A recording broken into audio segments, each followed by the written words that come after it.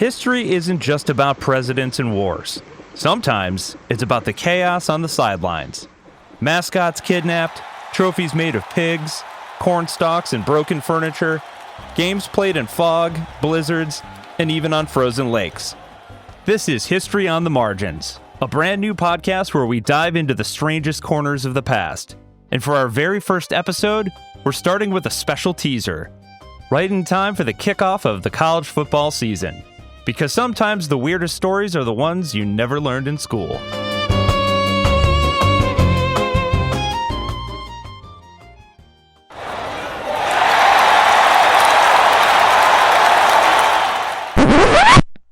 College sports. The land of marching bands, painted faces, and mascots that look like they were dreamed up during a fever induced by too much Red Bull and midterms. But beyond the touchdowns and slam dunks lies a hidden world, where rival schools steal live animals, referees forget how to count, and entire football games take place in conditions that would even make penguins say, "Nope, I'm out." Today, we're diving headfirst into the strangest, wildest, and most gloriously unhinged stories from the history of college sports. And trust me, you're not ready for the Stanford tree. College sports aren't just about who wins or loses. They're about culture, tradition, and occasionally, chaos that borders on performance art. You've got mascots getting kidnapped like it's an Ocean's 11 sequel nobody asked for, rivalry trophies that look like your grandpa's garage sale leftovers, and entire universities saying, "You know what would be great? Let's put a live bear right next to the marching band." Only in America, folks. Only in America. So grab your foam finger, your school pride, and maybe a tranquilizer dart for when the mascot inevitably escapes. Because today, we're heading into the wild, bizarre, and utterly ridiculous margins of college sports history.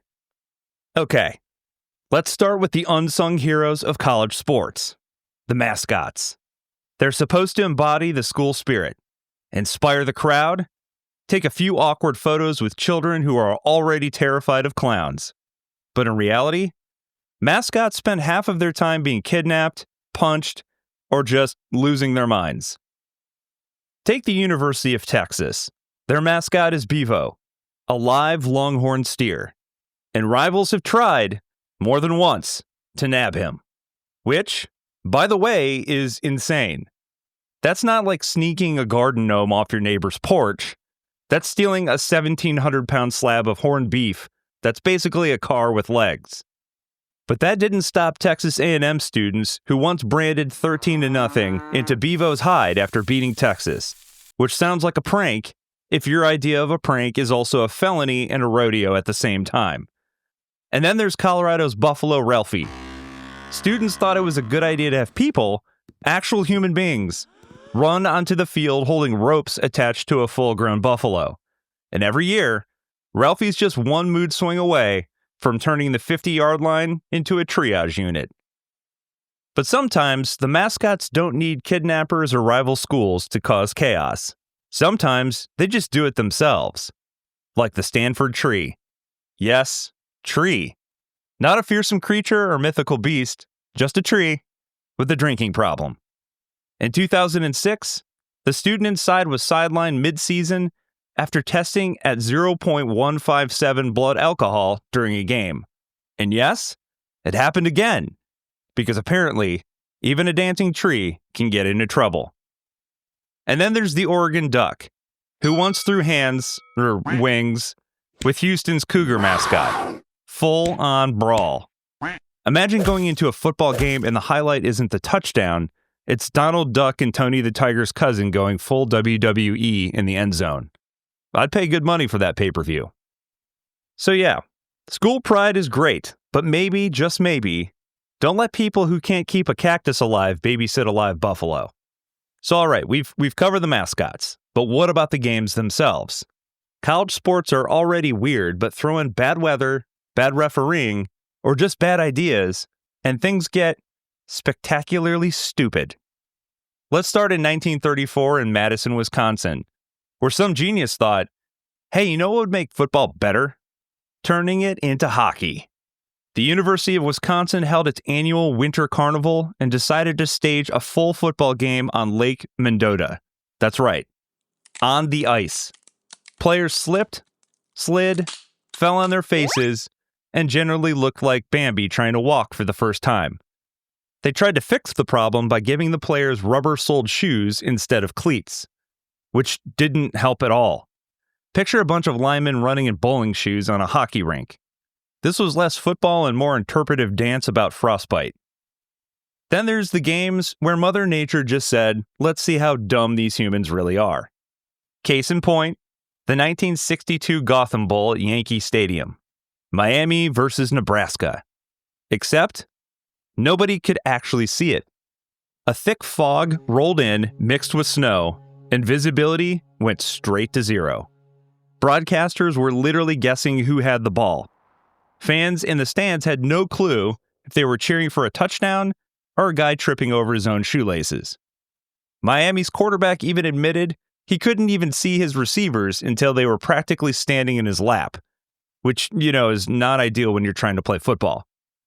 Nebraska still won 36-34, but for the crowd, it was basically a $10 ticket to watch ghosts play in the mist. And that's not the only one. College football has had snow bowls, mud bowls, and probably an unofficial swamp bowl somewhere in Florida. Honestly, some of these games should have been canceled, but college football doesn't cancel for anything. Blizzard? Strap in. Ice storm? Grab your bowling shoes. Fog so thick the quarterback can't find his receivers?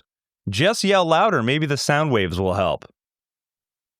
Alright, we've covered rogue mascots and Blizzard games, but college sports has another secret weapon in the chaos department. Rules that don't make sense, refs who forgot how to count, and rivalry traditions that make you wonder if the school's just raided a junkyard and said, yep, that's our trophy now. Let's start with the infamous fifth down game. October 6th, 1990, Colorado versus Missouri. Late in the game, the officials completely lost track of downs after a clock-stopping spike. So instead of fourth down, Colorado got a bonus play, a literal fifth down. On that extra shot, quarterback Charles Johnson ran it in for a touchdown. Colorado won 33-31 and later claimed a share of the national championship. Missouri, meanwhile, lost because the refs decided football was now a five-down sport. Somewhere John Madden probably screamed into a bucket of wings. And then there are the rivalry trophies. Because apparently, just winning a football game isn't enough. No, you've got to hand each other cursed objects that look like they were stolen from your grandpa's barn. Michigan and Minnesota play for the Little Brown Jug, which is exactly what it sounds like. A water jug a coach left behind in 1903, now treated like a sacred relic. Indiana and Michigan State battle for the old brass spittoon, a giant brass bucket used for chewing tobacco spit. Nothing says school pride like hoisting up a community spit cup. In Oregon versus Oregon State, they used to play for the Platypus Trophy, a wooden statue created in 1959 because a platypus looks kind of like a cross between a beaver and a duck. It actually disappeared for decades, like the world's least valuable missing artifact, and only resurfaced in the 2000s. But those are tame compared to others. Iowa and Minnesota play for Floyd of Rosedale, a bronze pig statue. The original was a live pig, bet between governors in 1935. Now he's immortalized in metal to the envy of young pigs everywhere. Nebraska and Minnesota play for the $5 Bits of Broken Chair Trophy, born from a 2014 Twitter joke. Somebody actually built a giant broken chair, painted it in school colors, and suddenly, it was a trophy. It's the first meme trophy in history. Northern Illinois and Ball State, they battle over the bronze stalk. Yes, a bronze corn stalk. Because nothing says Midwest quite like a trophy made of corn. And then there's the old oaken bucket, the prize for Indiana versus Purdue. A literal bucket pulled out of an old farm in 1925. Each year, the winner gets to add a bronze link to the chain attached to it. At this point, it's less trophy, more medieval weaponry. So yeah, forget Super Bowl rings or Heisman trophies. In college football, you could end up celebrating with a jug, a spittoon, a pig statue, or $5 worth of broken furniture. Honestly, the trophies aren't priceless heirlooms. They're more like yard sale rejects that somehow became sacred. And honestly, that's kind of why I love them more. Alright, so we've covered mascots, freak weather, and weird trophies. But let's talk about the other MVPs of college sports, the live animals. Because for some reason, universities across America decided the best way to hype up a crowd was to put large, unpredictable wildlife on the sidelines of a football game. Because what could possibly go wrong? Baylor University, for example, has a live bear as its mascot. Not a guy in a bear suit, a bear, on campus. And it used to occasionally end up on the field. Imagine trying to psych yourself up for kickoff while there's a literal apex predator 5 feet from the cheerleaders. Now it's kept safely on campus in a special habitat and no longer brought onto the field. Then you've got LSU's mascot, Mike the Tiger. They've been bringing a live tiger to games since 1936. At one point, they wheeled his cage right up to the opposing team's locker room, which is basically psychological warfare. Forget pep talks. Nothing gets in your head quite like hearing a tiger growl right before kickoff. And then, of course, there's Florida. Their mascot is the Gator. And while they don't bring one to the games anymore, for obvious we value our limbs reasons, it hasn't stopped students from smuggling baby alligators into dorms and tailgates. Because nothing screams school pride quite like losing a finger to a reptile in your fraternity's backyard pool. And sometimes, those animals decide they've had enough. Ralphie the buffalo at Colorado has broken free, occasionally dragging handlers like rag dolls. Uga the bulldog has slipped leashes only to nearly get skewered by Texas's Brevo at the 2019 Sugar Bowl. Horses like Oklahoma State's Bullet have spooked and bolted. Honestly, it's amazing these games don't end with ESPN cutting to a commercial saying, "We'll be right back after the buffalo calms down." College sports scandals are nothing new. Usually it's recruiting violations, shady boosters, or someone forgetting to pay for 300 hamburgers on the team credit card. But some scandals over the years have been less illegal and more creatively stupid. Case in point, Harvard football. Back in 1941, Harvard students pulled a prank on rival Yale by sending fake telegrams to Yale players. The messages, pretending to be from their coach, gave them false scouting information and bad strategy moves. Imagine thinking you're getting top secret game plans, and it's actually just your rival's frat house with too much time in a Western Union account. Harvard still lost that game, by the way, which just goes to show. Even Ivy League scams aren't guaranteed to work. Then there are the trick plays. College football is basically a laboratory for bad ideas. Like the old hidden ball trick, where a player literally stuffs the football under his jersey and casually strolls past defenders. Yes, that actually happened. Most famously in the early 1900s before rules banned it. Because apparently, you have to clarify in the rulebook, no smuggling footballs in your shirt like you've been shoplifting at Walmart. And of course, the scandal that almost killed college football entirely in 1905.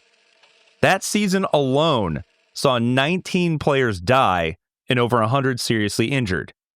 Football back then was basically rugby with fewer rules and more ways to cave in your skull. Things actually got so bad that President Theodore Roosevelt stepped in and told universities, "Clean this up or the sport is gone." Imagine needing the President of the United States to stop your pastime from turning into the Hunger Games. This eventually led to the creation of the NCAA. So yes, the same guy who gave us national parks also saved football from being a nationwide murder spree. So yeah, scandals in college sports aren't just about money and cheating. Sometimes they're about prank telegrams, illegal shirt smuggling, and presidents playing referee. So what have we learned today? College sports aren't just about the scoreboard.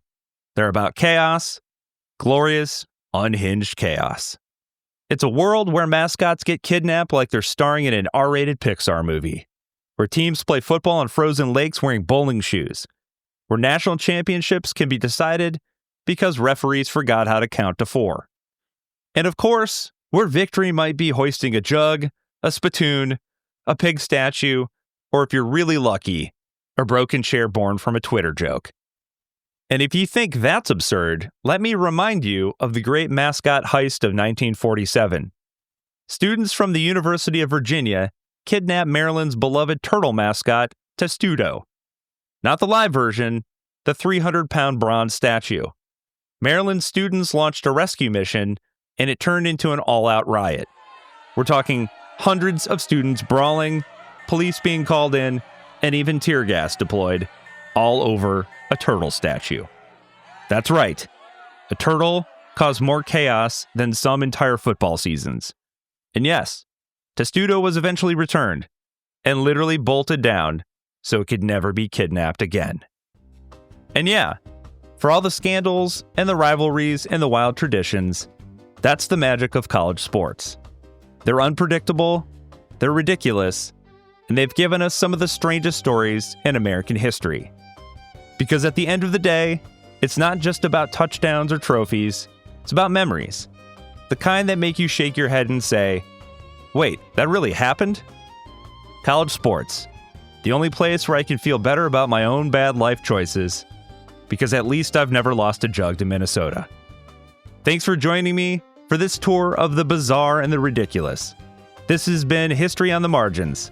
The full season kicks off next week, where we'll start by digging into the history of bathing. Yeah, it's gonna get gross.